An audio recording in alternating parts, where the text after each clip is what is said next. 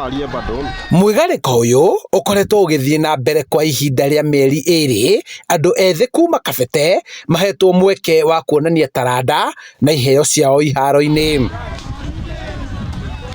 Athaki makoretwo magitetio ni kwaga mathaga ma mathako, no makauga mweke wa gukorwo kuri na uteti ni ukumaguna hanene, kuona aria marahitahitanira ite cia uteti ni mareyumiria kuigua kiriro kiao. Tugaire mathina maingi ma mibira tondu ta iaro tutire in case nya thona wodito na iaro igire tu ya Karura na Kirangari Polytechnic. Athaki marenda arugamiriri a muthako uyu bururi-ini kuingira matura-ini na gucagura aria mathakaga wega guthakira timu nene cia bururi.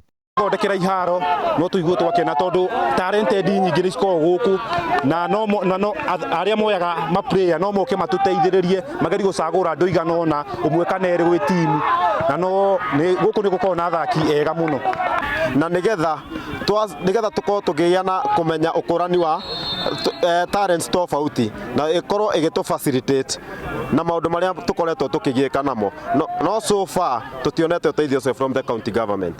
Nginya riu athaki matire marahingũrĩrwo iharo ciothe kwĩharagiria kuo, no mĩtaratara nĩ ĩragathĩkwo nĩ thirikari ya kaunti. Handũ-inĩ ha Inooro TV kuma Kabete kaunti-inĩ ya Kiambu, njĩtagwo Charles Gĩkũnga wa Kariuki.